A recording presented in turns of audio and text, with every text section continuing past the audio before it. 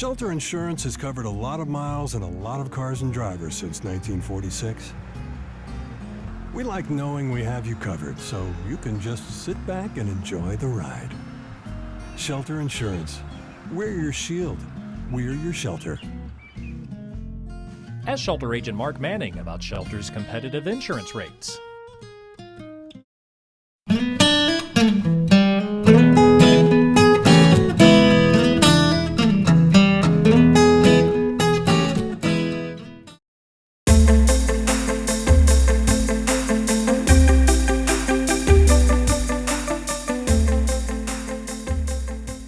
Merchants and Planners Bank, downtown Newport, Arkansas. Tristan Rudd joins us to talk about banking.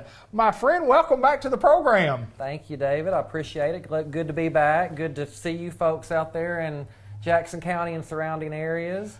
Tristan, you told me you'd been here for 15 years. Let's talk a little bit about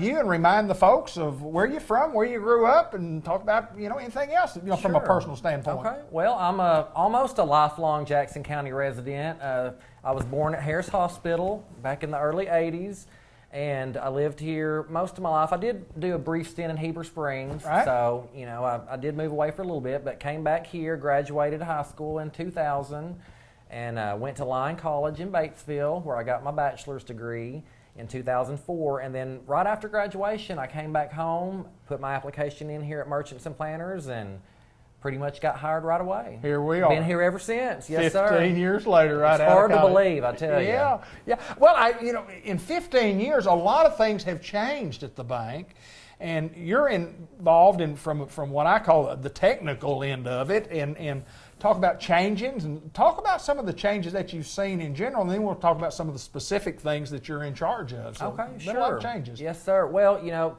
with technology, there's going to be changes continuously. Sure. And when I started at the bank, the technology had already been around, but it was really getting going good. So I'd been about the bank for, I guess, maybe a year or so, and we were just starting our online banking at that time. Okay. And they needed somebody to head that up and take control of it, so that was appointed to me. And over time, we've just grown. Of course, more people have gotten online. Now we've got mobile devices. People use their mobile banking. We've got some expanded features that we can talk about here in a minute. But, one thing hasn't changed, and that's our great customers that we have. Absolutely. We love the communities that we serve. Of course, we're from Newport, but sure. we have branches in several different Absolutely. counties, and they're all we all feel like they're all a part of our family, all of those communities. Well, a community bank, and we like to stress that we are a community bank. We're your bank. We're our community. We're the community bank here, and it makes a difference in those of us who know what you get, especially with the people that have been here for a long time. And appreciate what you do. Appreciate what this bank does. But let's talk specifically, Tristan, some of the changes that we've seen and some of the upgrading in the services that we have at M&P. Okay, sure. Well, we've had bill pay pretty much ever since we've had online banking. And a lot of people think that bill pay is strictly a service to pay bills, which it is. Right. You can pay, your electric bill, your water bill. If you have a bill at the local florist shop, you can pay a bill to them. But you can also send money to individuals. Maybe you have a child that's away at college and they need some money. You can send money to them through our bill pay service with a P2P function. Okay. We have a promotion going right now. I think Tara calls Just Split It. How many times have you been to a restaurant, maybe one person picked up the bill, but you want to pay them back for your part, you don't have any cash, so you can just send them some money through your online banking bill pay. Right. So cool. It's really neat. It depends on how tech savvy you are, but if you don't start out somewhere, you're never going to learn. So if you're interested at all in learning more about online banking and bill pay, we encourage you to come on down to any of our locations, talk with us. You're welcome to come to the Solution Center and visit with me, call us on the phone, whatever works best for you. And actually on our bill pay site now, there is a live chat option. So if you get on your online banking, now you would have to go through the browser and not the mobile banking app. Okay. But there is a live chat option. So if you get on bill pay and you're like, what do I do? How does this work? You can just click a button and talk with a representative, and they can answer pretty much any question you could think of. Let me ask you this. My age, I'm in my 60s, lower 60s. Technology came so quickly for us older generation people, but you do mention that you can help those of us who might be a little slower than normal to catch up to the technology, and that's a tremendous advantage. I know when I have a problem, I call Tristan. And you've always got a simple solution, and sometimes we need help, so don't be afraid to call and ask or come by. I mean, great services that we provide, no doubt. Right. Well, we try. Of course, we do get busy sometimes. So if you ever call or come by and we're not available, please leave a message. I personally will try to return your call as quickly as possible. But yes, by any means, if you need help, whatever method works best for you, whether it be a phone call or a personal visit, come by. And then sometimes with the technology, it is hard to troubleshoot over the phone. Sure. So in some instances, I have asked people, if possible, hey, could you bring your phone down to the Solution Center and let's look at it together? And as long as that's okay with them, that's definitely okay with me. Sometimes it's the best way to Sure. resolve the issue. Sure. Yeah, and you talk about that, it kind of reminds me of many years ago, you talk about using the phone. You probably couldn't use the phone other than just call somebody. But Right. what devices those are in technology? A telephone can do all your banking on a telephone. Well, David, we were talking about all the changes and how I started right out of college. I didn't get my first cell phone until I was in college. Is that right? Is that right? Yeah. It's been since, fairly recently since I even had a cell phone. Of course, that was just one of those regular, wasn't even a flip phone. Right. One of those old Nokias. Right. Right. And I don't even think I got a smartphone until probably in the past 10 years, So right. It's been pretty recent, and it's moved quickly, It has. And the banking industry has done that, but Merchants and Planners Bank has just been on top of it from every aspect that you can look at, from online banking to going back to e-statements and following up. Do people write checks anymore? People do write checks, some not as much as they used to, but we do have a solution for that. Say you have a check you need to deposit, you can't come to the bank for whatever reason. Maybe you live out of town, okay. Maybe you work during banking hours and can't get up here while we're open. If you use our online banking and our mobile banking app, you can do mobile deposit. So you can just take a picture of the front of the check and a picture of the back of the check and submit it. As long as everything looks good and we don't find any issues with it, we'll process it and get it deposited into your account, usually that same day. So those of us who might not know about the app as such, what do you have to do to get the app? What do you have to do to do that? So you would need a mobile device, either an Android, iPhone, or iPad. Okay. On the mobile device, you should have an app store. So you can go to the App Store and search for our app. Now, if you're on the bank's website from your mobile device, there's usually a link up at the top that tells you, hey, there's a mobile app available, and you can touch download or click here, whatever it says, and it should take you to the app in the App Store. Wow. But if you don't do that, like I said, just go to the App Store, search M&P Bank. The app should come up, and it should be recognizable because of our logo with the brown M&P and the little leaf between it. Absolutely. So, if you're afraid you might download the wrong app, just look for our logo so you're getting the right one. Once you've got it downloaded, as long as you've already been logging into online banking, you don't need to do anything else. You just use the same user ID and password that you've been using. It may ask you a little bit of setup information, but once you get through that part and get logged in, you just navigate depending on what options you need. And it is relatively easy, and I'm talking to folks my age. It might sound complicated, but it's really, really simple to do, and the process is simple to do, and banking is really simple to do if you want to do it the technological way, and that's the way we like it. Yes, sir. We'll do banking any way you want to do it, but it's certainly easier on everybody.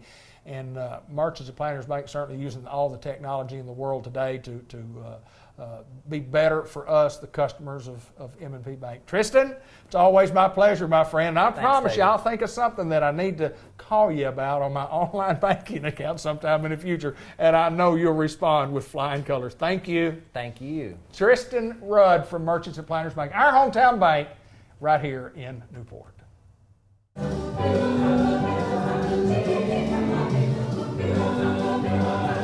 Rehearsal tracks.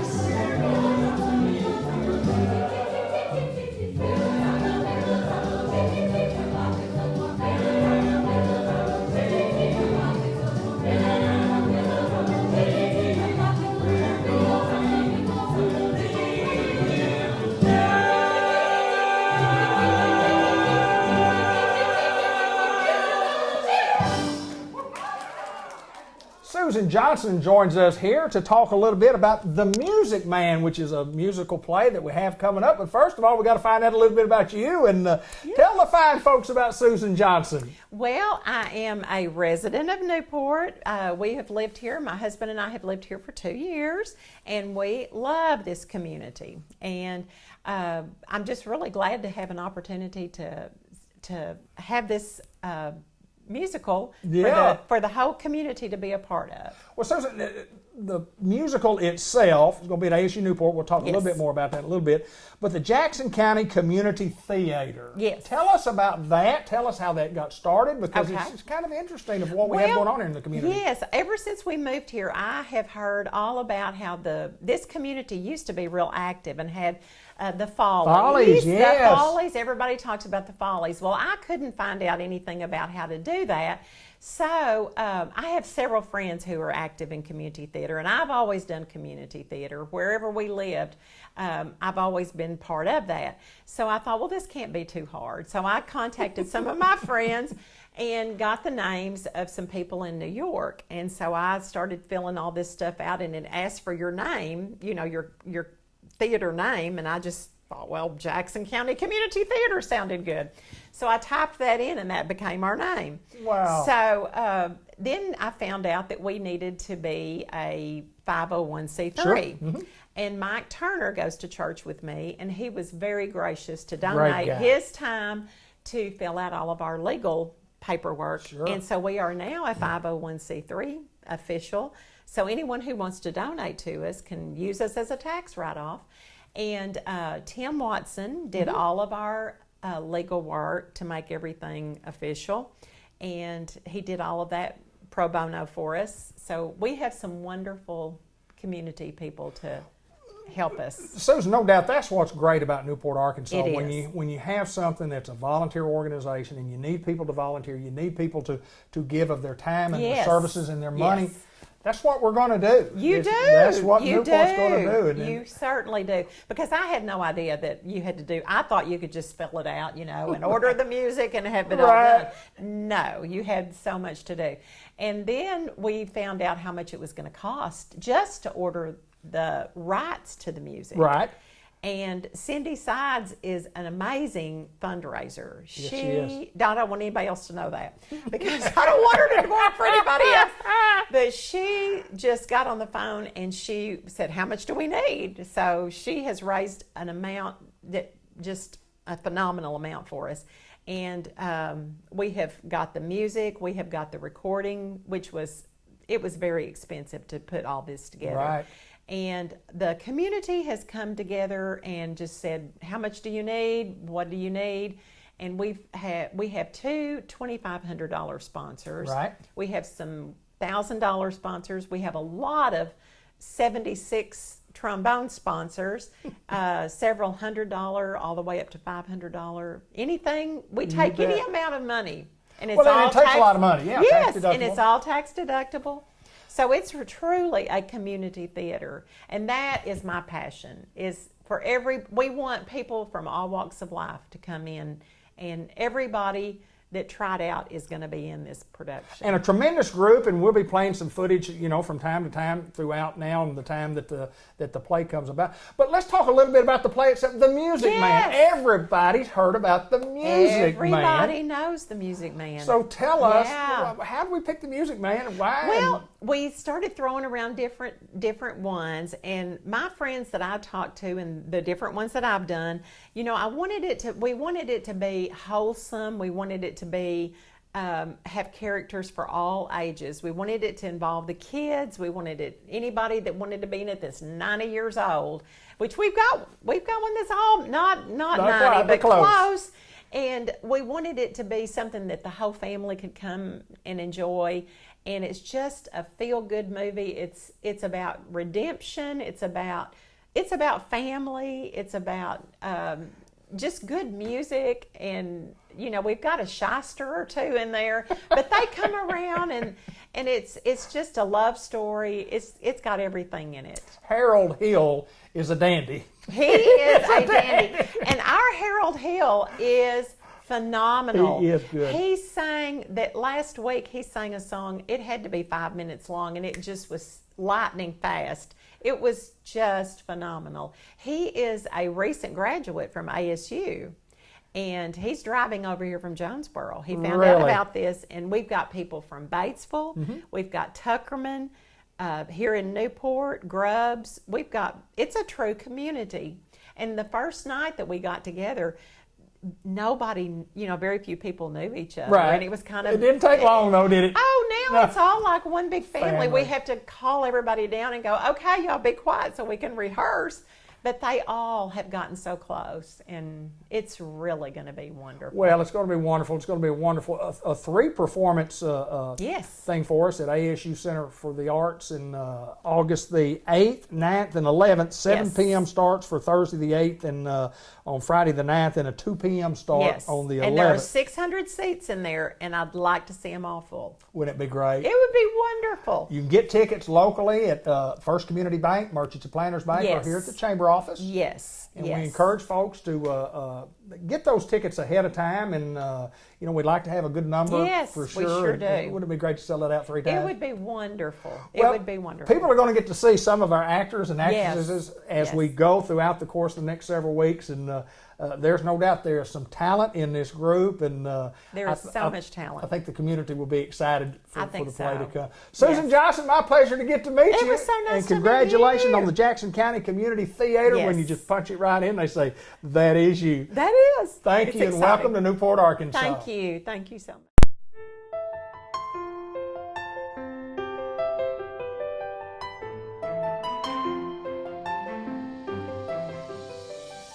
At the Jackson's Funeral Home, the 1900 block of Malcolm Avenue in Newport. As Bud would say. He would say that, Miss Jan. Miss Jan Jackson Maris joins us to, to talk a little bit about Jackson's Funeral Home and some information that we have. But I know you folks have been very, very busy, and you continue to do it the Jackson's way, and it's been a busy time, but you folks continue to serve a lot of people and serve us well. Thank you. Thank you.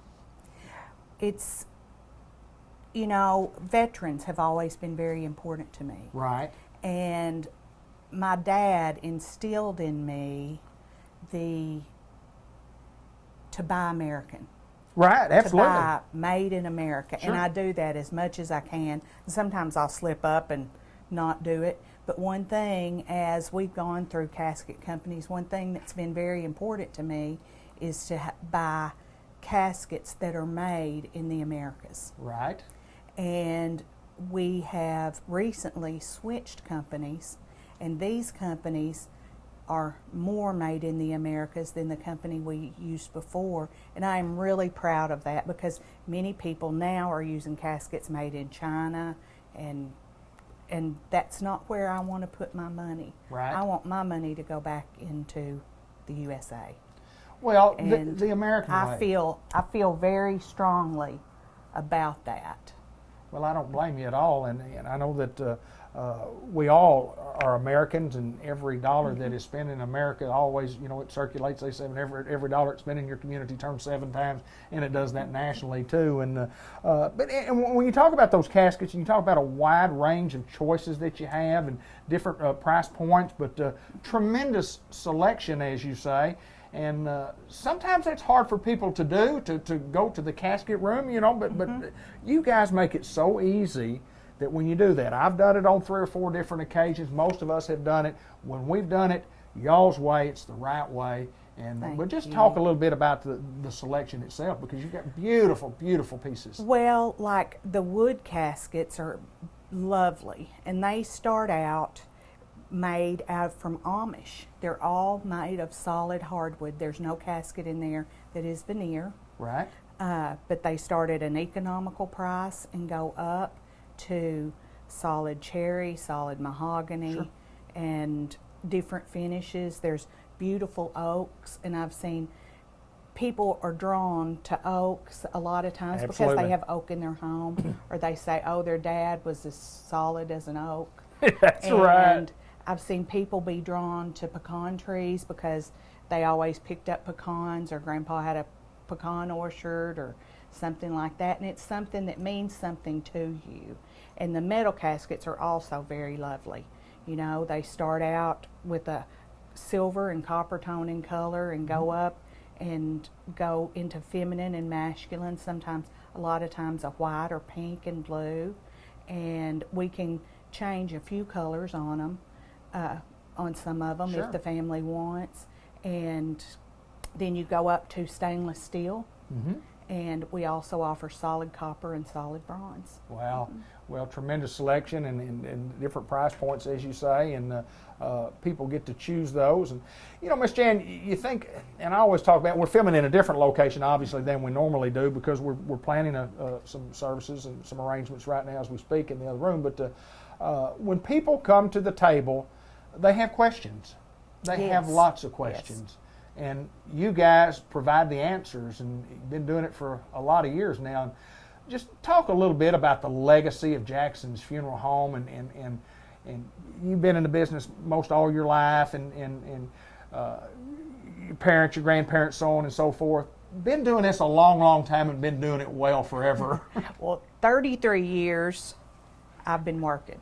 You started when you were 4? Yeah. You did?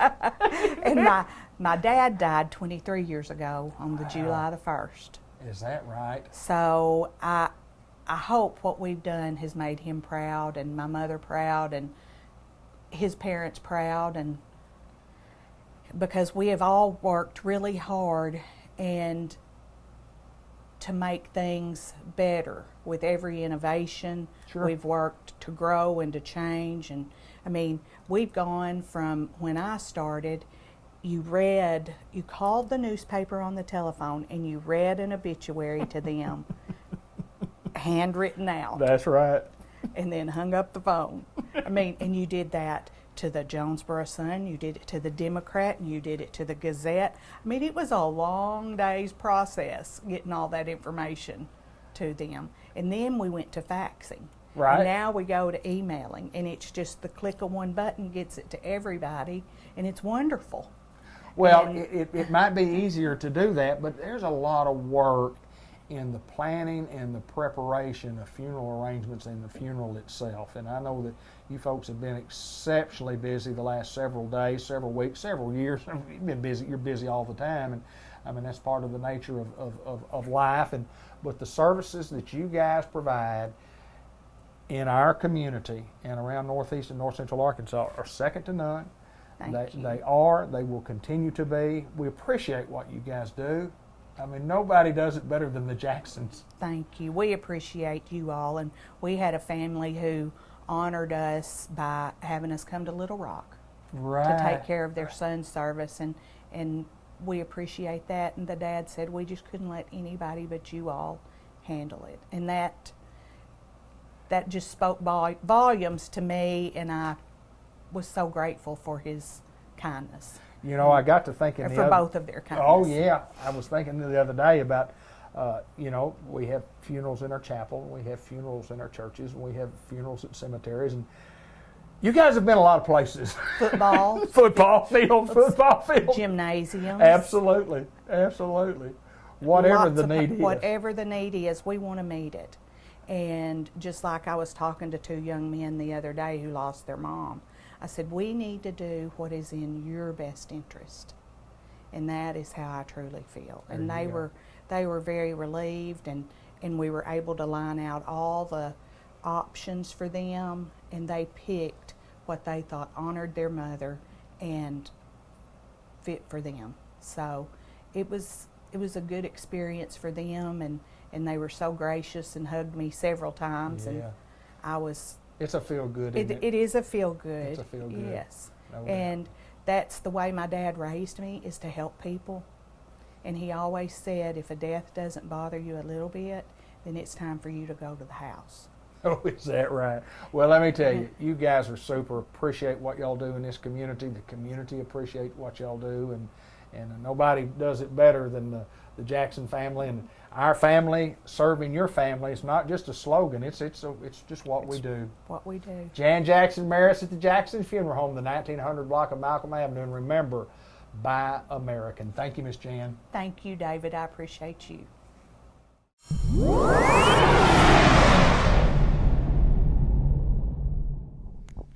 WRMC Medical Complex in Newport. Today we're going to talk about women's health. Hey, wait a minute. Women's health? Yes? You can't talk about women's health. Let me do this. All righty then. Today we're going to talk about women's health with Angela Burleson. She's an APRN here at WRMC Medical Complex in Newport. Angela, tell us about yourself. I am from Ball Knob. I have 3 kids and a wonderful husband, almost 14 years of marriage. I went to nursing school, graduated in 2010, and I've been working at Batesville's Labor and Delivery ever since.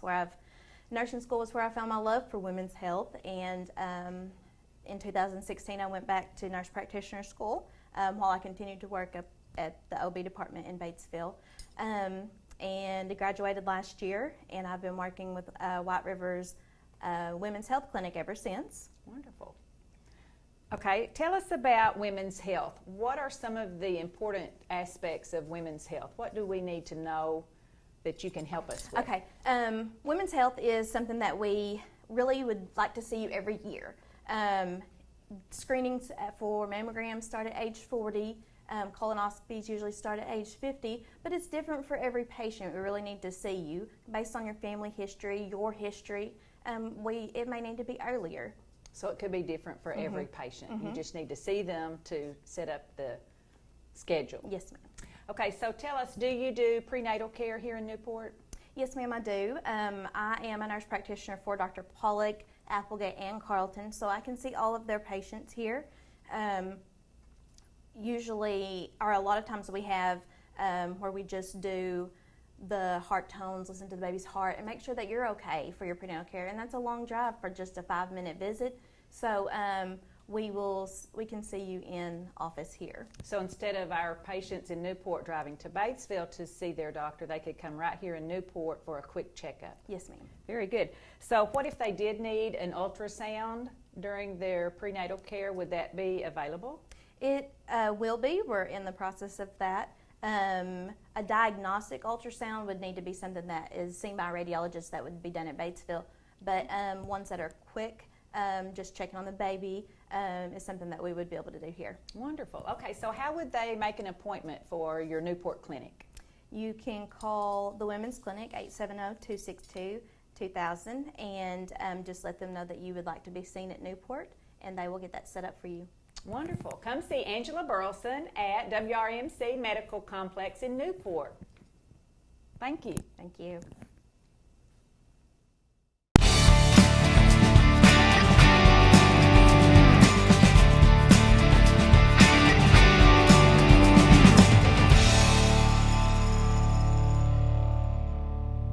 John Chadwell, NEDC, he's the executive director. We're in downtown Newport. Always my pleasure to get to come down and visit with you, sir. Glad to be here. We have several things to talk about today. We try to be the bearers of great news from time to time, and sometimes we have news that's real good. And today is one of those days that we can talk about some things that are important to us here in Newport and Jackson County.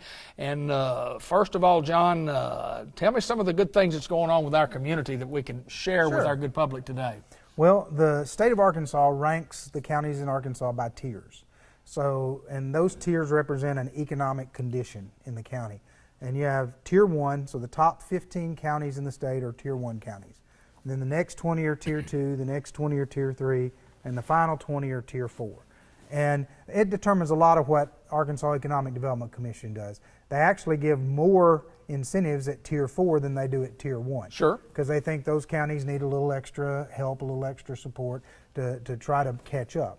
But what you want to do is you want to grow, and you got to grow in relation to other people. Since it's 15, 20, 20, and 20, just growing's not enough. If everybody's growing, then everybody just keeps staying at the same place. That's correct. So if you're going to move, well, when they started this process of tiers several years back, we were at the bottom of tier 4. Right. We were at the bottom of the worst economic condition, and Newport had kind of hit that low place.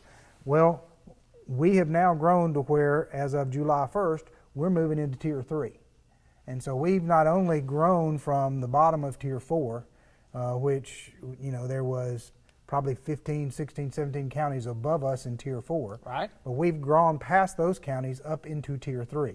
And so our economic growth has put us in a whole new category. Now, where do we want to be? Well, we want to be in Tier 1. Sure we do. And, sure we do. But what's good about it is we're headed that way. And we're headed that way at a faster clip than some other counties because every county's trying to grow. There's no county that's sitting out there going, let's just see if we can let them do it. Yeah, let them do it. Everybody wants to grow, and everybody's doing the best to grow. So if everybody's growing, which a lot of the counties in Arkansas are, you've got to grow a little bit faster in comparison to be able to move up the ladder and move up those tiers.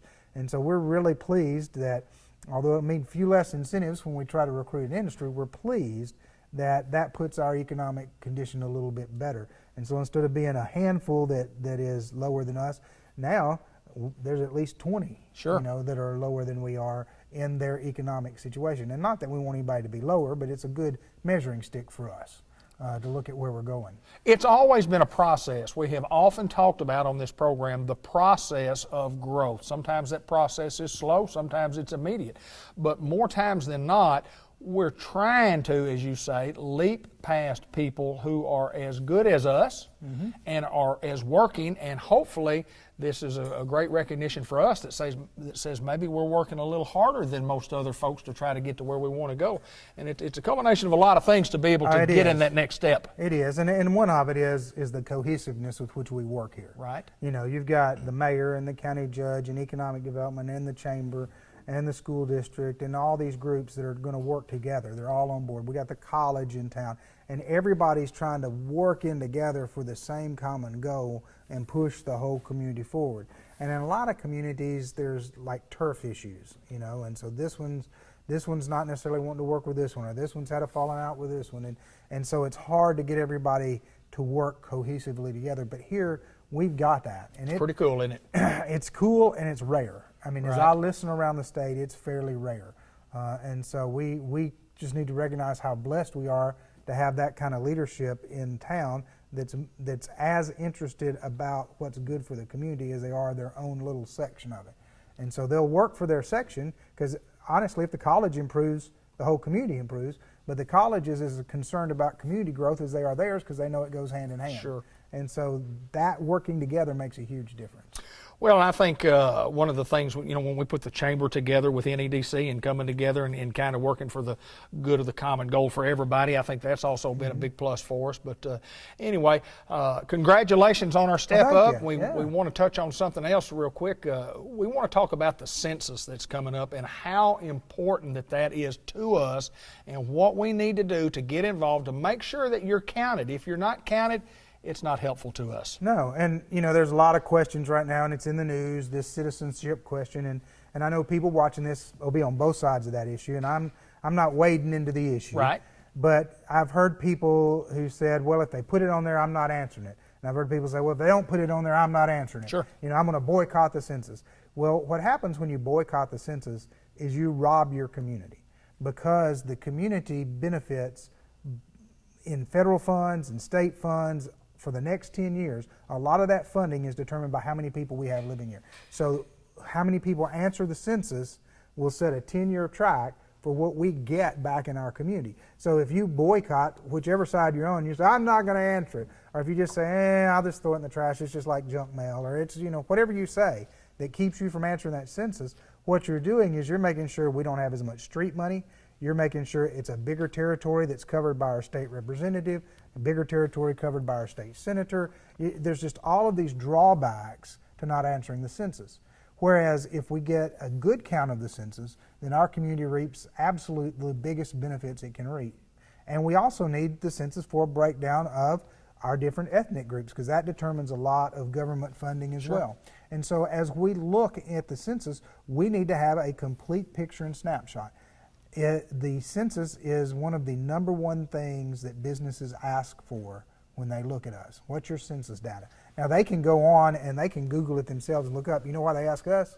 They want to make sure we're not lying to them. There you go. They want to make sure we're in touch with our own community. They want to see how well we know our community.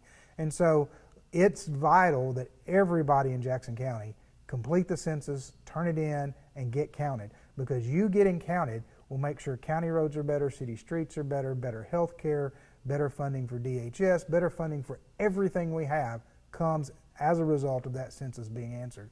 And so it's vital that we have that happen.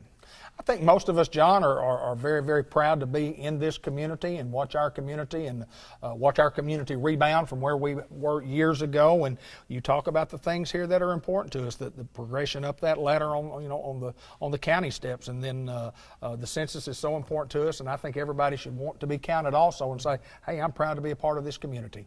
Well, and if you do genealogy work, you go back to the old censuses. Right. And I that's one of my hobbies is genealogy work. So I can go back to the old censuses and I can find my grandparents and my great-grandparents and, see what their age was and who the children were and what they were doing and all this stuff in the census. And it gives me a connection back to the past. They don't release the census data for 70 years after it's taken. So right now what's available, became available in 2010, was the 1940 census. Right. That was the year my parents were born. And so the 1950 census will become available in 2020. So every 70 years, it's also a snapshot for historians of what our community looked like and what was going on in our town. And I promise you, somewhere down the road, your descendants are going to be, one of them is going to be a weird geek like me who likes genealogy, and they're going to be going back and going, hey, look, great-grandpa lived in Newport in 2020. Wow, that's pretty cool. I have some of that same information on my family and where my family came from centuries ago. It goes back that far, so I'm excited to do that. So make sure that you do the census, folks. We want you to be a part of our community, and we want you to continue to appreciate what John Chadwell and the NEDC and the Newport Chamber does for our community. You guys are awesome. I appreciate you so much, and thank you every time I come down here. I love to hear the good news of what's going on in our community. Well, thank you.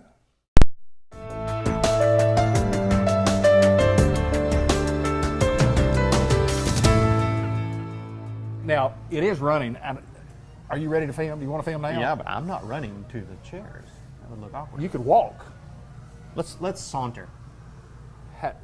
If you can spell that, I might try that. And I'll watch you saunter. S-A-U-N-T-E-R. Saunter. And saunter means? I don't know. It's some. I've had several people ask me or tell me, said, you forgot to edit out Dr. McDowell's video. And I said, no, I didn't.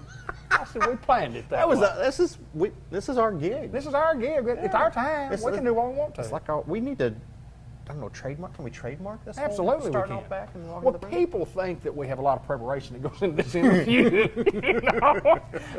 And if they could only know what we talk about, I come in here and just say, hey, you have anything to talk about? And you say, no. You should not, but we'll make something up. Yeah, I'm ready. Let's go. Let's go talk about Let's get it something. done and over with. I'm ready. All right. I always like coming in here because the air conditioner's nice and cool and it feels good. You can thank Kaylee for that. She keeps it like a meat locker up in this place. Well, when I walked in the door, of course I really couldn't see very well, but I felt like the temperature was about 102. It's muggy. It was muggy right when I walked in the office this morning. It was kind of hot, ridiculously hot. Yeah. You want to do a show? I mean, we're here. Do you have anything to talk about today? A couple of things probably. How about Act 579? 579? Want to talk about 579? I want to talk about Act 579. Yeah, that's a good one to talk about. Talk about back to school. Want to do back to school stuff? Yeah. Because it's almost time, isn't it? My kids, if I don't get them back to school soon, I'm going to lose my ever-loving mind. Most of us as parents always loved back to school. Toward the end of when the end of the school year gets close, it's like, all right, we're going to go have fun during the summer, and now it's like, no, y'all need to go back to school. No, it's no fun here. It's work. It's more my 10-year-old, my 6-year-old. Daddy, we don't have anything to do. Help me. You got every piece of plastic that's made in China That's right. in that room of yours. Go do something with it. Yes, sir. It doesn't work, does it? No. I'm ready if you're ready. You ready? We've been filming for a while, so. Are we on the air? Yeah. Are you kidding? No, this is live. Are we live? That's not going to be on the air, is it? If we're lucky, it will. Okay. That is literally probably the most entertaining part of the whole thing. 3. Everybody just zones out whenever we get to the informative part of it. Well, yeah. I don't even want to talk about this stuff. I mean, it's just eye stuff. It is. Eye stuff. That's what you do, isn't it? Eye stuff. Eye stuff. Eye vision. Eye vision. I love the terminology. Check your eye vision. Check your eye vision. As opposed to your ear vision. Ear vision. Yeah, ear hearing. 3, 2, 1, let's go. Hi, Dr. Gavin McDowell. Where are you located, sir? I'm located in the Village Mall in Newport, Arkansas. Among other places. Among throughout other places. Northeast Arkansas. Yes. Yeah, you're just. But presently, you're sitting in Newport, Arkansas. I'm in Newport, Arkansas.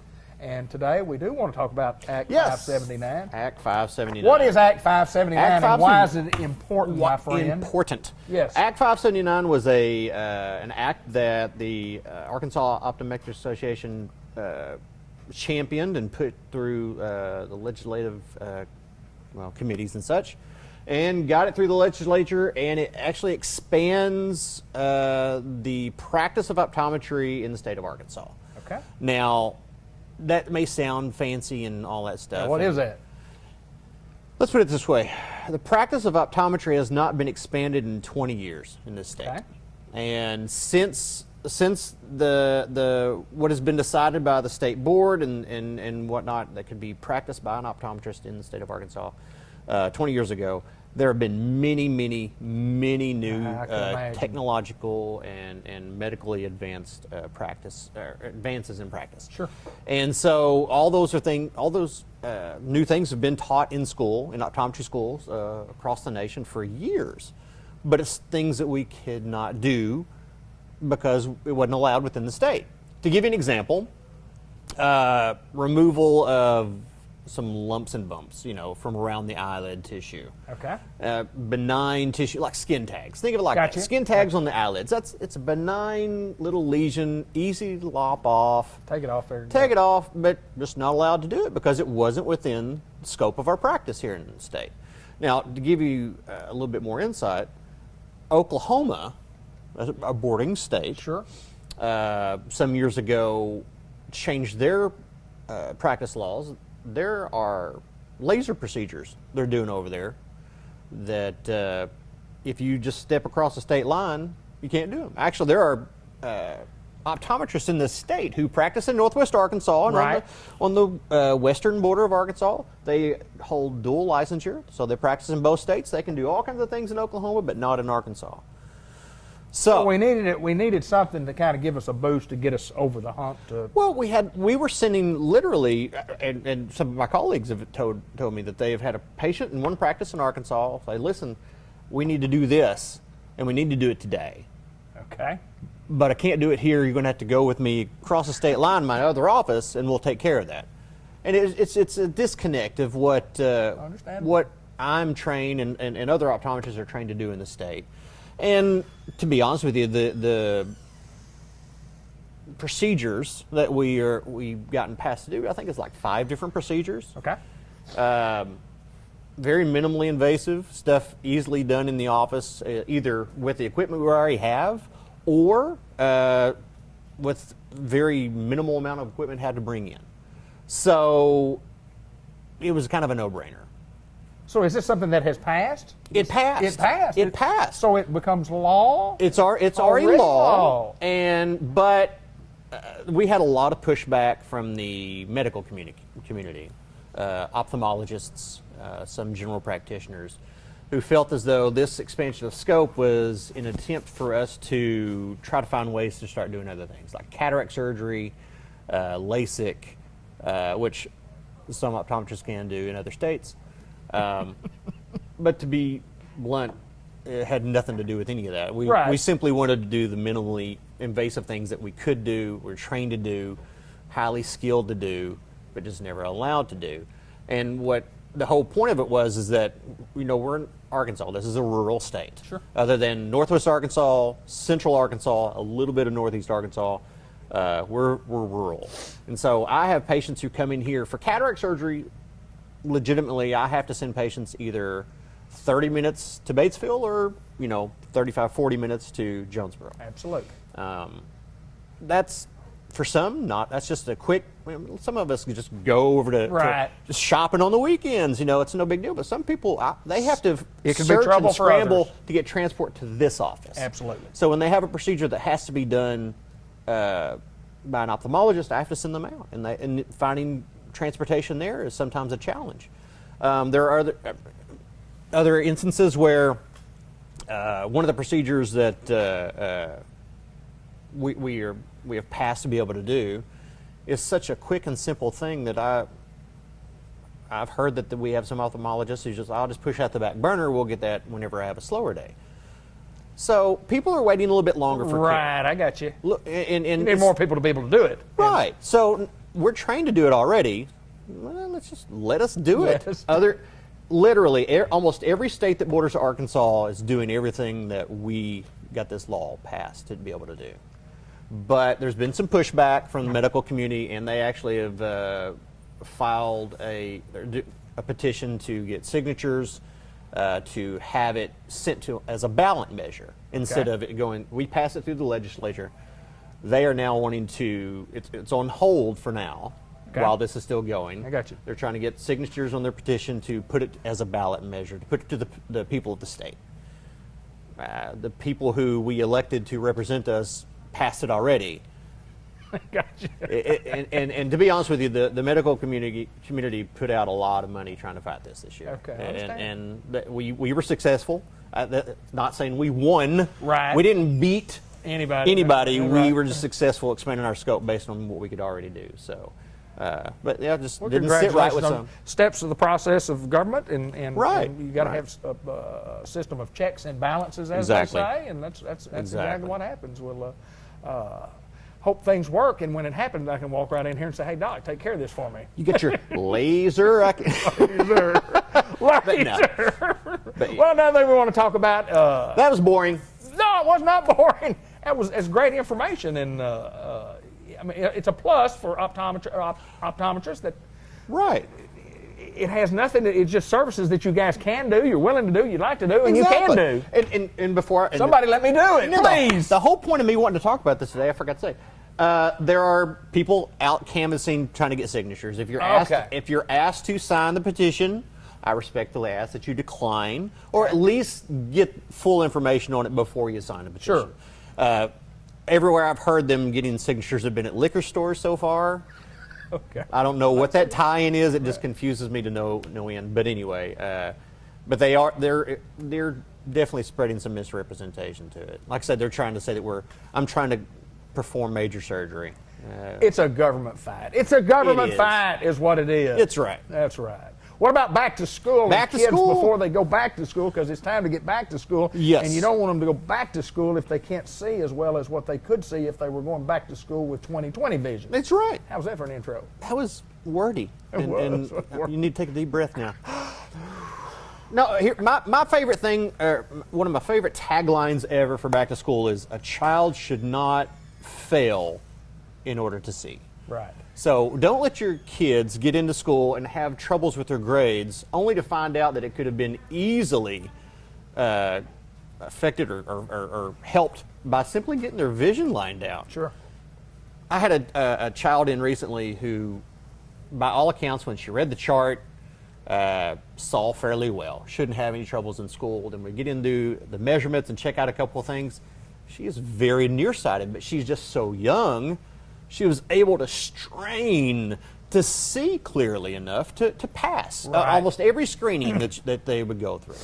So it's really, if you don't have the full exam done, you're really just kind of rolling the dice. Is this child really seeing as well as they are? Because, like I say, the school screenings are fantastic. They're necessary. I'm so thankful that in the state we require every child be screened through certain grades. Just to make sure that their vision's up to snuff, so to speak. Right. But the screenings are simply that. It's a screening. It's not a full exam. And the kids are very versatile, and they have a lot better... More to it than seeing the big E? Yeah, a whole lot more. Is there more to it than that? Yeah, even the screenings are more than that. I'm not discounting the screenings. The screenings are very, very important, but they're just not to the full... What I would want my child to go through as far as knowing that everything's working right. And they are truly set up with the proper tools and abilities to succeed. Well, it's time to do that. We do that right here at Customized Vision Care in the Newport Village Mall. Right here. Right here, where you sitting? Where you said you're sitting? You're sitting. You won't do it right most here. Of it's back in you the go back, back here. You go back we here. We do some out here, but most of it's back. But a couple of interesting subjects for today, and boy, I don't know about that first part. You think that should stay on here, or should we edit that out? Yeah. Like I said, it was the most entertaining part of this whole segment. Anything else, my friend? Anything else? If you need to be able to see well, or Weller, as I like to say. Weller, If you can see Weller, You want to be a Weller feller. I do. I would Or come madam. see this guy, Dr. Gavin McDowell at Customized Vision Care in the Newport Village Mall. Thank you, my friend. Thank you. Cut. Now the weird transition. How'd we do? I don't know. I'd give it like a 6. A 6? Well, I was good. Here's you the thing. might have been a 6. I'm better. I was better than a 6. Truly, the subject matter we had today was so. A little bland. It was. Yeah. It was. But somebody's got to talk about that. Sometimes we have to actually give the appearance that we are serious about everything. Or some things, not everything. I don't think we've got these people fooled any. I think they know. I know we don't have them fooled. They know about us. They tell me all the time, I saw you and David Black. and I said, not out in public, you no, didn't. you did not. What'd y'all talk about? Nothing. Nothing. As always. Well, I've enjoyed it again. Until next time, my friend. Good to see you. You too.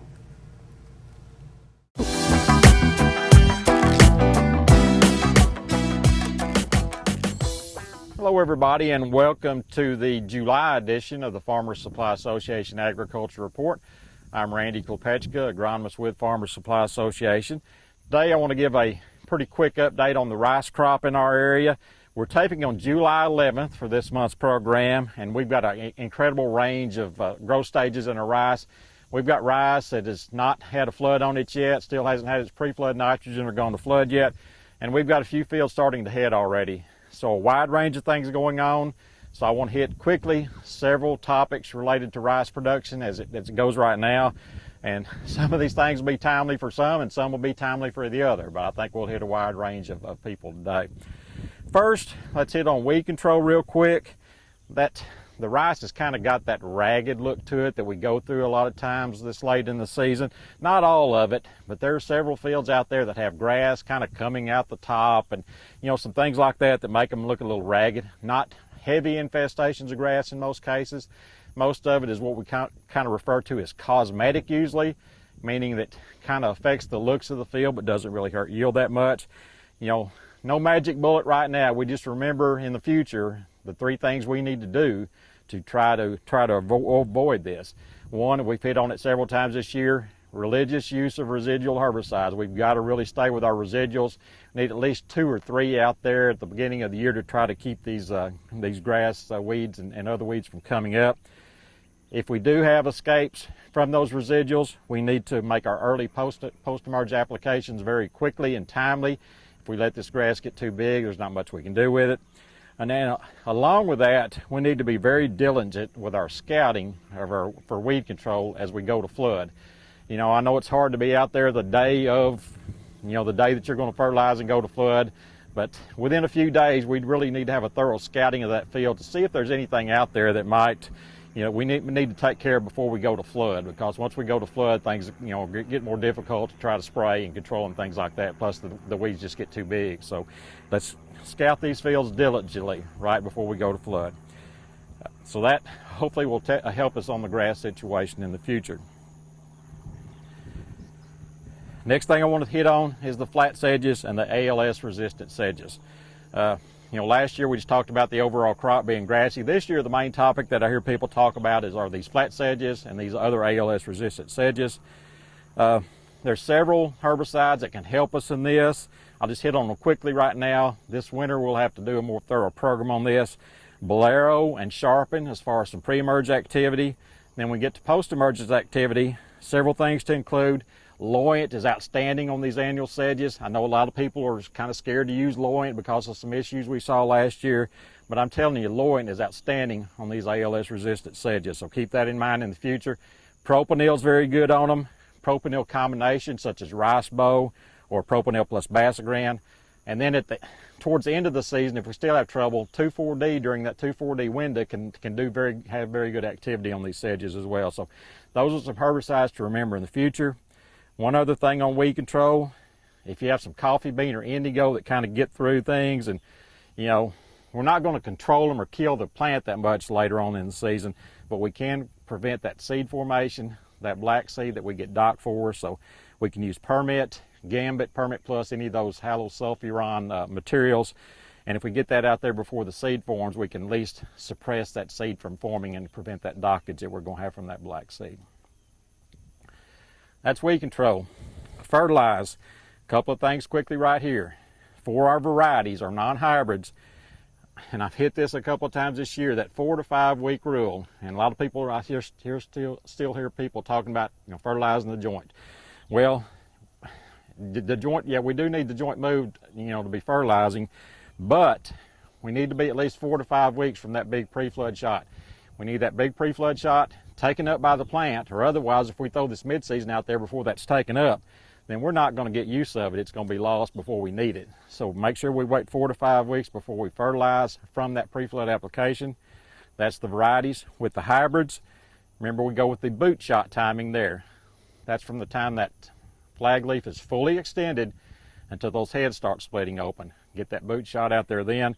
This gives us a milling bump. Also, it will you know, hopefully prevent lodging because that plant won't overgrow from that early fertilizer application.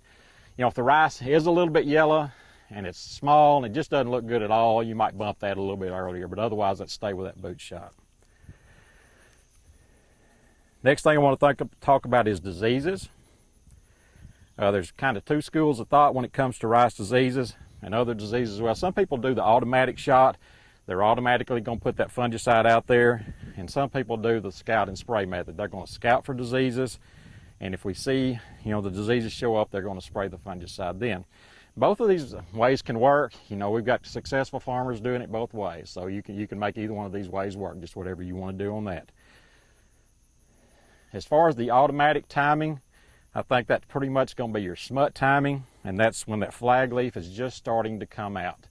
You know, if you let that flag leaf get all the way out, you're going to be just a touch late for that smut activity. So as soon as you know that's a flag leaf coming out, you'll see it kind of wound up and narrow and you know, and tight. When you see that coming out and you realize that is the flag leaf, let's go ahead and make these smut applications in.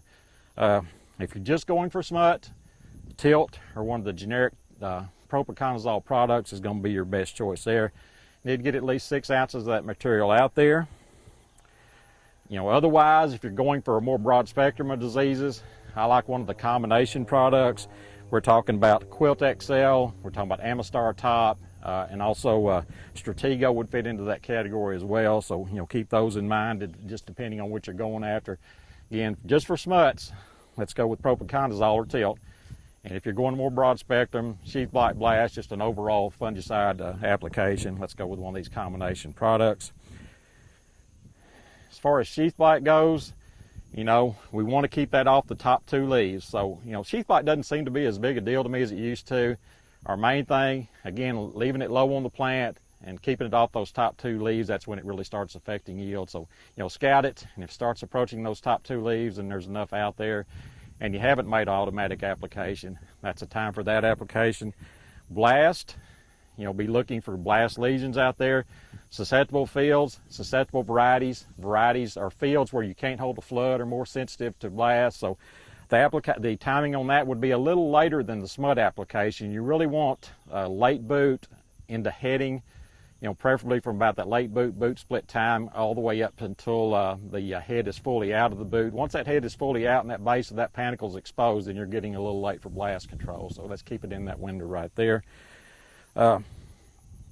Finally, last is our insect situation. We're talking about stink bugs there. I think this is shaping up to be pretty much like most years. I saw a post on Twitter the other day where an early heading field was just covered up with stink bugs. That's usually the case. Those early fields, those stink bugs congregate. They assemble in one place because there's not many fields headed, so they fly to the first headed rice, and they really get thick on that. As the rice heading increases around and gets more widespread, those stink bugs typically will disperse and the numbers will go down. So we'll see if that's what happens this year, but that's what I typically expect. Remember, the threshold is 5 stink bugs per 10 sweeps of the net. When scouting for those during the first 2 weeks after heading.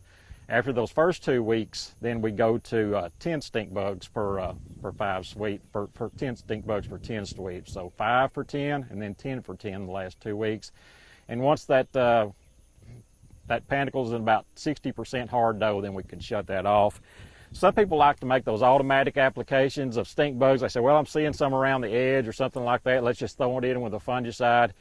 And those almost never save you an application. I mean, I'm not saying don't do it, but at the same time, you're almost certainly going to come back. If the stink bug's around, you're going to come back with another application pretty quick. So those automatic applications, throwing it in with a fungicide, usually aren't going to be beneficial to you. You're still going to have to come back and spray.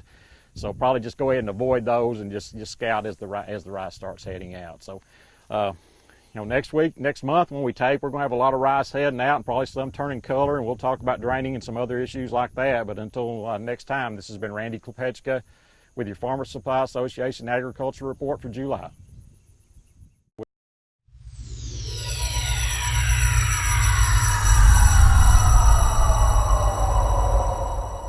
We're joined by Julie Wolf from Unity Health. We're in Newport today at the Harris Medical Clinic, and we want to welcome you to the program, Julie. Thank you. All right, we've got to find out a little bit about you before we get into what you do at Unity Health, but tell us a little bit about you. Where are you from, and you tell us something about your family. All right. Well, I grew up in Searcy and went to Harding Academy and Harding University and majored in nursing, obviously. I've been a nurse since 1989.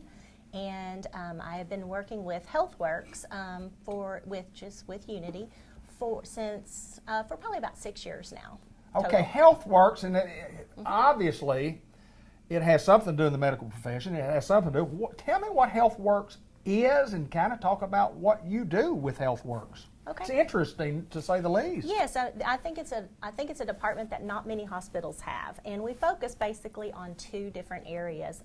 First of all, the industries.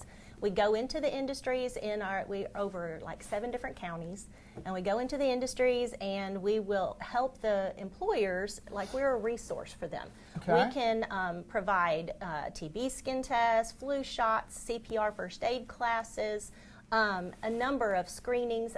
One thing I do quarterly is free blood pressure checks. Okay. And so this helps the employers so that their employees don't have to leave their place of work, and they can get the things that they need done there at their business, and done by nurses like myself, and that's what we do. Well, you mentioned blood pressure, and we talked about this before we got on the air. Blood pressure is one of those things that a lot of people could have, and they don't know that they have until you go into these industries and you give them a blood pressure check, and it's skyrocketing high. And then what's the question that you say you might get from time to time? What about my headaches? Yeah. Anything to do with my headaches? Yes. And it's so important because so many people don't know they have high blood pressure. It's called the silent killer for a reason, and it sneaks up on people. And before they know it, they're not feeling good. They don't realize it. They might just think, oh, I'm not getting good rest at night, or I'm getting headaches, and it could totally be related to your blood pressure. And just treating, it is the easiest, most inexpensive screening that we can do by helping people, and to realize that they may need to go to the doctor and get this done. It's a precursor.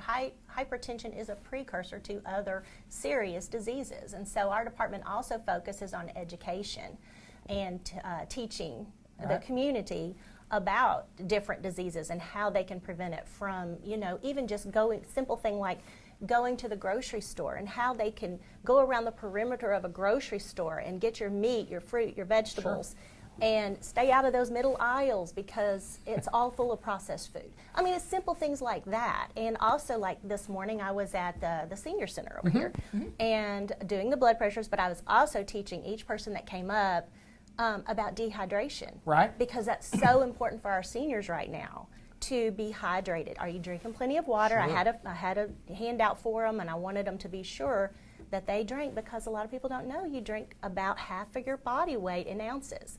And that's a lot of water. That's a lot of water. So it's things like that we also do.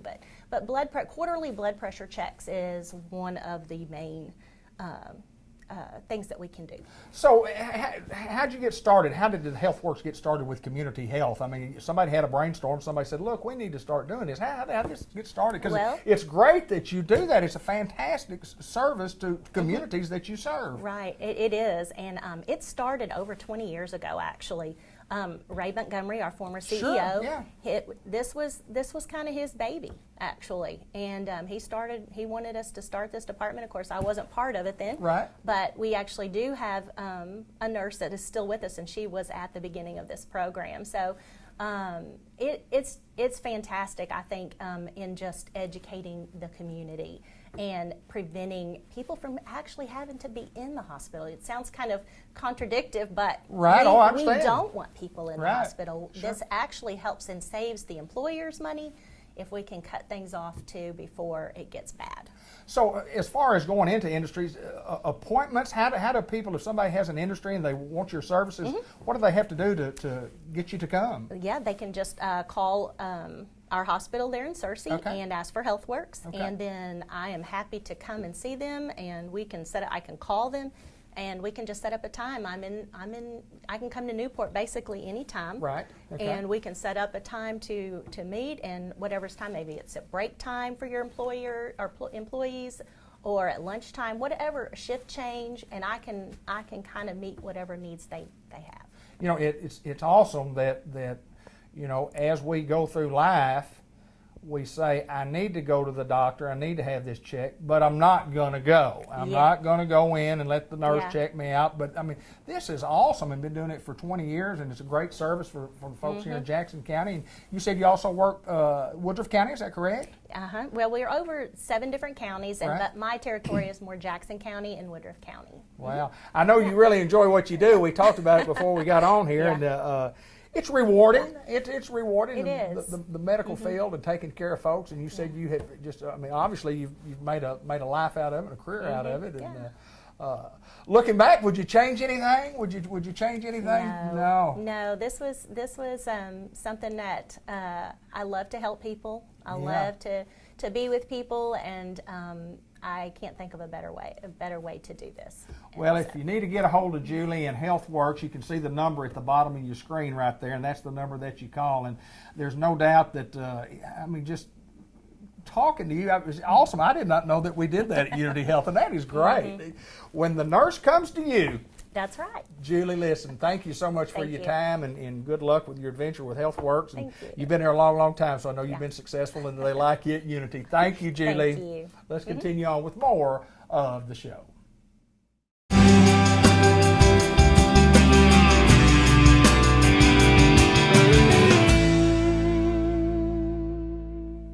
St. Michael's Place, Pecan Street, Newport. Jay Cox on my far left. This is Hannah Hunter, and we'll talk more about her in just a little bit. But Jay, how's things going at St. Michael's Place? Going real good. Getting ready for summertime. Got a lot of activities going on here at St. Michael's Place, and we're excited about a lot of things going on here. And it's good to have you out with us. Thank you, sir. It's always a pleasure to be here. We're going to talk a little bit with Hannah Hunter, who is living in Lynn, Arkansas, who happens to have friends that are friends with Grant Black, and just and your second time around at St. Michael's Place. Tell us a little bit about you, where you were born, where you were raised, where you went to school, and how you got into what you're doing now. Well, I was born in California. My dad was in the Navy and was transferred to Arkansas, and then we moved up to Cave City, and that's where I went to school and I graduated. Cave City Cavemen. Yep. And then I married a man from Lynn, Arkansas, Jordan Hunter, and that's where we live now. We have 2 boys. Eli is 11. Okay. And Judd, who's 6. Okay. And whenever I worked here before, I was the dietary manager, and I left and decided to go back to school to become a social worker. And I graduated in May with my with a bachelor's in psychology with a minor in social work. Really? From Williams Baptist University at Walnut Ridge. Yeah. And so here I am now. You know, psychology is one of those things that if you study psychology, I'm fascinated by it. I'm fascinated what you learn about the mind and the things that go on up here, and you go, well, I didn't really. And you think about those guys that studied Sigmund Freud and all those scientists and guys, and you go, those guys were crazy, but man, they really weren't. They really could study that. They could really study. So what does a social, you talk about social worker, social, part here. What all does that entail? What do you do day-to-day basis, day-to-day? I make sure that the residents are happy and that they have everything that they need on day-to-day basis. if they're discharging home, I make sure that if they need home health, I get that set up for them. If they need any extra supplies, I make sure that home health can provide that for them. Wow! So you have that's a day-to-day busy schedule, Yes. no doubt, Yes. no doubt, and enjoying what you're doing. I assume, love it. yeah, I love it. yeah. And I'd ask you about my good friend Jay Cox, and you said in front of him that he was a pretty good guy. Yeah, he's a good guy. Didn't know if you would say that if Jay weren't in the room. I would. Well, you know. You got to do what you got to do, don't you? Well, welcome back to St. Michael's Place. Thank you. Tell me about psychology and the study of that. I mean, in the social work, say you have a minor in that. Mm-hmm. What made you want to go into that? What made you want to do that? I love people. Yeah. I love learning about how their mind works and why they think the way they think and how it's different from the way that maybe you or I think. Yeah, it is, isn't it? It is. It's very interesting. And then, of course, if you were here in the dietary department, and I admire those who have worked and then decided maybe I need a little bit more education. Yep. I'm going to go back. I'm going to do something a little better and better stuff. Jay, I know you're glad to have her. Yes, and I have held this position that she's in before, and it's very challenging. One of the things you never really know from day to day what you may get into. Long-term care is very challenging in itself because there's so many different issues. For instance, me being on the admissions side of things now, when someone comes in to our facility, there may be a situation where a new resident doesn't have any family, and for instance, they may have a home full of furniture, right? A home full of clothes, memorabilia, stuff at home that where there's no family to take care of that. Well, social may come in and have to help figure out what to do with that furniture and try to find extended family. You know, Hannah hasn't had to deal with that yet, but part of social will be trying to determine what are we going to do with that personal belonging. You know, it all can't come here. Sure. The room they have is nice size room, but it's not going to equip, you know, a house full of furniture. So, you know, a lot of times there's not, you know, family left behind to deal with that kind of stuff, and those are some of the things that when I was in the social position that I had to deal with, and Hannah will have to deal with issues like that. You know, even though she has her day-to-day regular duties that the state requires, when you're in that social position, you never know from day to day what could come up. Sure. Dealing with lost loved ones, dealing with the emotional ups and downs, things like that. Those can come out of the blue at any time. So she'll have to be prepared to deal with those emotional roller coasters, and it takes a special person to deal with the social aspect of what these residents will go through, and these are things that really the classroom can't train you for. I was just fixing to say that. It takes a heart, you know, because you never know what you're going to face. When I was in social, I went out and walked into homes that I thought, my Lord, how can people live like this? And it kind of breaks your heart at times, but it's fulfilling to be able to give them a better situation for their, I hate to say, but their end of life. Right. And so, you know, it kind of is satisfying to be able to help them, give them a better life. So, and Hannah's jumped in with both feet, and she's done a great job so far. And so, you know, part of being in social is going to be dealing with any social issue that comes up that nursing doesn't deal with. Right. Nursing has their scope. Finance has their scope. I have my scope in admissions. Everything else falls under social. Right. that has to do with you know, any social issue that could. You know, she'll also deal with the election process. Right. When elections come around, Hannah will deal with the electoral process. When November comes around, she'll take care of that. There's a lot that falls under social, and I know she can handle it. She'll handle it, no doubt about it. I guarantee you that you will. But welcome back to St. Michael's Place. Thank you. I know you're excited. I am. I know you are, and I think you will do wonderful. And of course, Jay mentions, and I just want to say this: you talk about you go to school, you get the education, you learn the generalities of what goes on in your field, and then the specifics and the change and the differences are there. And the book doesn't show everything that's going to go through. Not at all. So you have your work cut out for you, but the best of luck to you. Thank you very much. We're at St. Michael's Place, and I always enjoy coming out and getting all the information and the fishing report from Jay Cox. He said the fish were in the water. They're still swimming. They're still swimming out there. So that's the fishing report from St. Michael's Place. Yes. Until next time, we appreciate you. Come see us.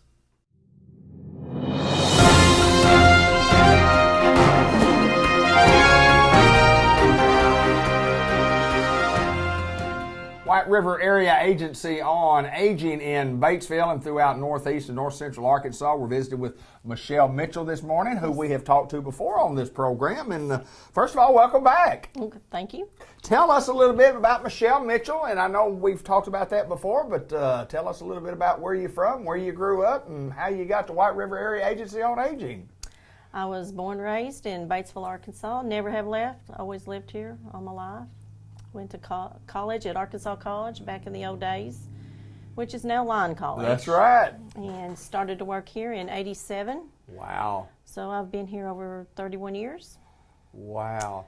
With the agency. Tell us a little bit about what you do within the agency, job title, job description, and we're dealing with a lot of different things when you talk about programs for seniors and senior citizens, but to kind of explain what you do.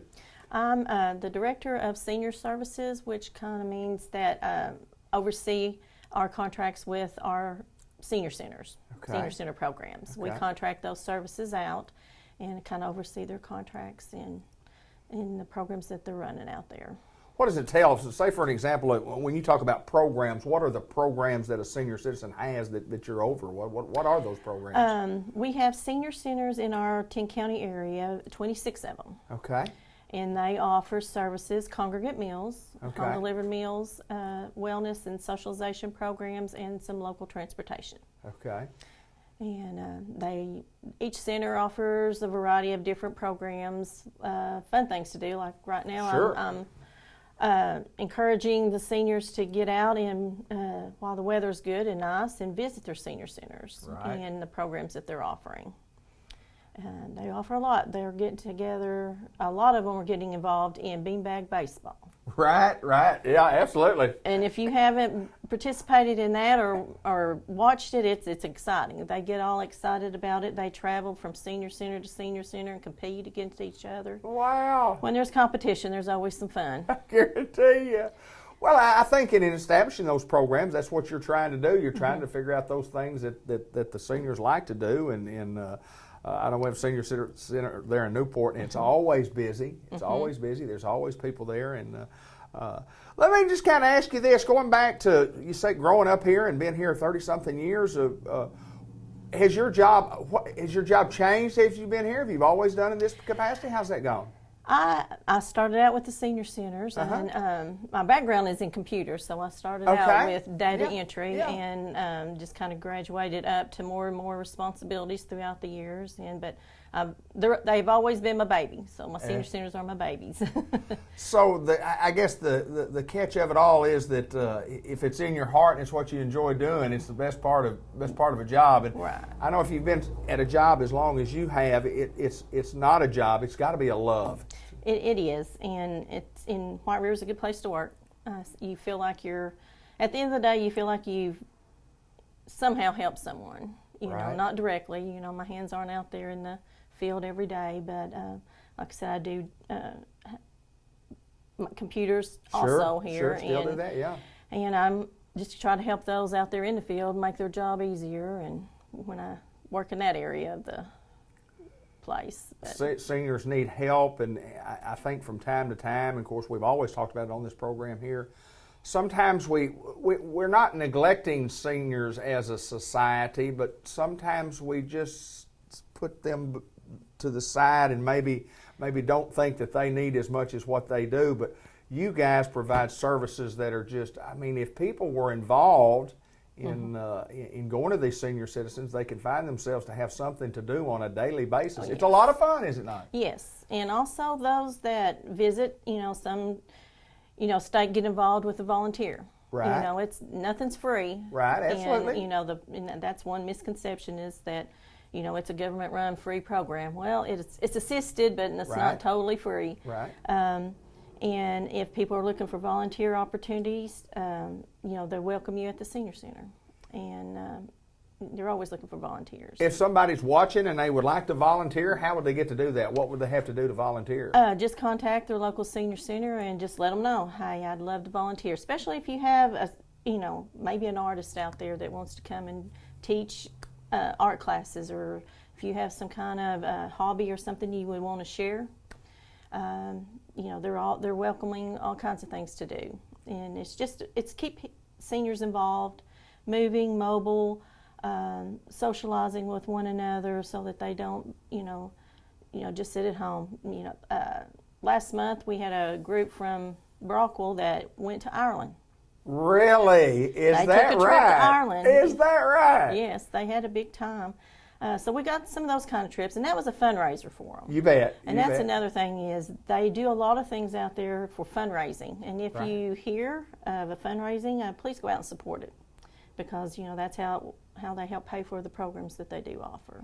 Well, White River Area Agency on Aging, the main part is being in houses, being in homes, and taking care of folks on a daily basis. And the senior citizens, the centers are a viable part of helping seniors and giving seniors something to do. And if you really look at it, you say, well, we need something for our kids, and we need something for our middle-aged people, and we are young adults, and we need something for our entertainment for those people, and then we need something for seniors. Yes. And there's no doubt that White River does a marvelous job, and congratulations on the job that you guys do, because y'all are marvelous throughout a lot of counties. 10 counties, is that 10 correct? counties. 10 counties. On hours of operation, is each one of those different? Yeah, they're different. You can go to our webpage and go under Nutrition and Wellness, and it'll list all of our senior centers, the days they're open, the hours they're open, and phone numbers. Okay, there you go. I encourage you to visit more than one. If you're 60 plus and you want to go, they'll welcome you with open arms, and visit around. Each one of them have different things, because it's versatile. Not everybody wants to dance. But right, sure. There's a lot of dancing going on. Not everyone wants to play big bad baseball, but that is a growing thing. Right. And another thing that they're doing is doing Quiz Bowl. So they're getting together Quiz Bowl teams, and they compete. Yes, working with the brain. Yes, and I tell you what, that's amazing to see that too. And there's also, I heard in the Wind the other day that they're trying to get together a domino tournament between the senior centers. Yeah, that would work, wouldn't it? You mentioned earlier in the interview about competition. Yes. And it doesn't matter at what age you are. When there's some competition, people like to win. Yes, they do. And they're serious about it, I guarantee you that at age, it makes no difference whether you're 3 years old or 93 years old. There's something about trying to win, at least the competition of the challenge of learning to win. But and like I said, they take field trips, and the groups that compete against each other, like Batesville will go to Newport and play them, and Newport will go to Searcy and play Searcy, and Searcy will come to Batesville. And Salem will come down and play with them. And but we're getting more and more centers that's getting involved with that, and they just and that helps them, interact with other people their own age and do things. So it just keeps them active and busy. And another thing is when it gets hot this summer, our senior centers are a cooling site. There you go. So if you want to just hang out and play dominoes all day in a nice, cool environment, senior centers is the place to go. Pool tables from time to time.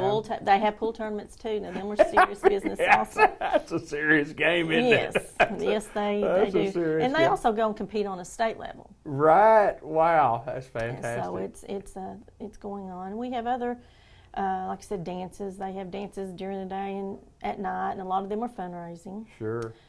We've also got some fundraisers that has been coming up and had just spring and summer and fall is kind of when they do their fundraising. Yeah, busy time. Good we've got walkathons going on. We've got 5Ks going on. We've got car shows with fish fries, and so they support each other. They'll go to each other's fundraisers and things like that. Well, senior centers are certainly not retirement centers. No, they're not.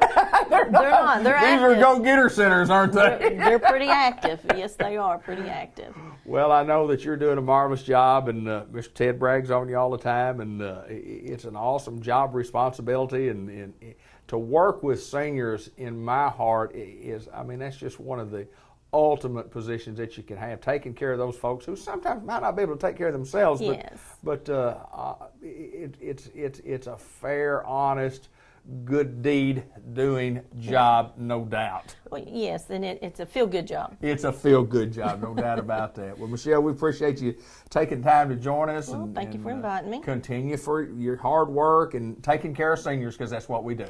Yep. Michelle Mitchell, White River Area Agency on Aging. We're in a lot of locations throughout northeast and north central Arkansas, and the main location right here in Batesville.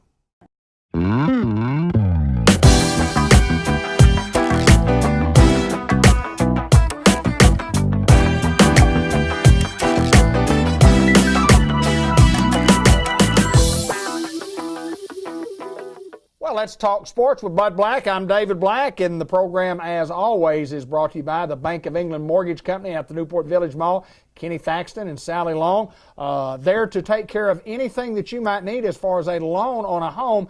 If you're in the market to buy a home and you really don't know how to do that, I mean, there's realtors available, but when it comes to financing a home, you need to talk to the professionals. Kenny Thaxton at the Bank of England Mortgage Company have been doing this for many, many years. Kenny Thaxton came home. He's an old greyhound. He came home to Newport, Arkansas, because this is where he wanted to be. This is where he wanted to make a living. So if you're in the market to buy a home and you need some expert advice on how to do that, make sure that you talk to Kenny Thaxton and Sally Long at the Bank of England Mortgage Company, member FDIC and equal housing lender out at the Newport Village Mall. Lots of things going on sports-wise. I want to hit on just a couple of things. Grant Black and the Gateway Grizzlies at the halfway point, actually 3 games past the halfway point. They're 9 games back of 500, but they're only 6 games back of a playoff spot, and they've lost a ton of one-run games throughout the course of the year. These guys, if they can get on a roll, can get in the playoffs. I'm looking forward to that happening. Grant has had a sensational year thus far. He leads the league in appearances with 28. He's pitched in 28 of 51 games. He's tied for third in the league in saves with 8.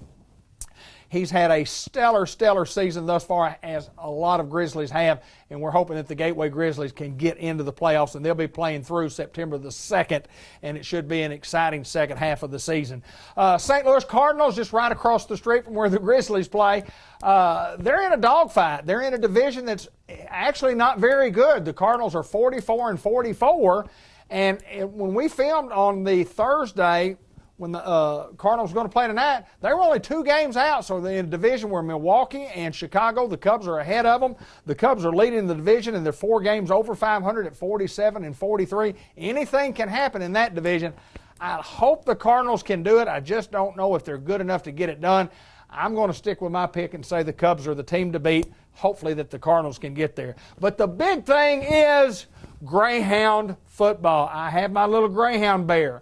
I have my little Greyhound statue. I have my 1968 little football that was thrown into the air that I most graciously caught 50 plus years ago. And then I've got my little cooler cup that says, "Hug a Hound Today." And then this, of course, I've shown you this before. This is my Friday night light. That's right. From Mr. Clay Kirtner. Last year we got the lights turned out on us at on the road somewhere, and Clay said, "Let me get you this light. I think it'll be perfect for you if that ever happens again, and you'll never be in the dark as long as you have the Friday night light." Thank you, Mr. Clay Kirtner.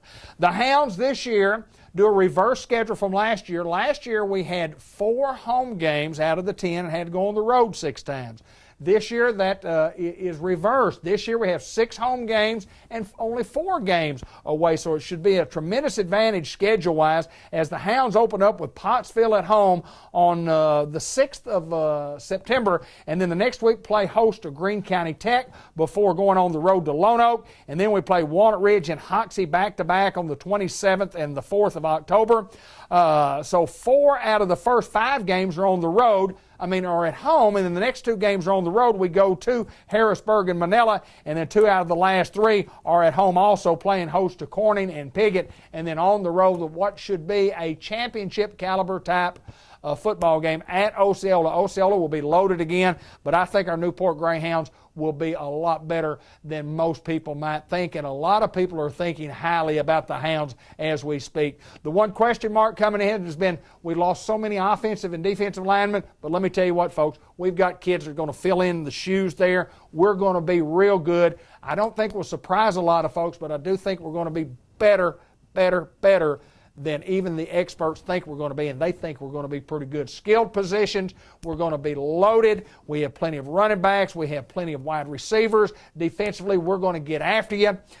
New quarterback this year, of course, a quarterback, a 3-year starter, Cash Forster, he's gone, but a couple of guys battling for that position right now.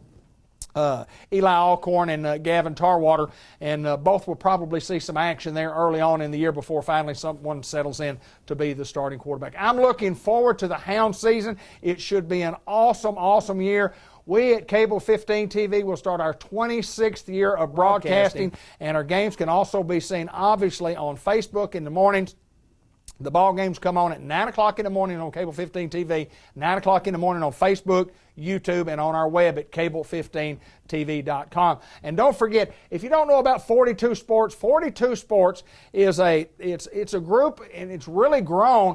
It's a group of people that started a website, and they started covering small schools, 4A and below, around the state of Arkansas, and especially right here in Northeast Arkansas.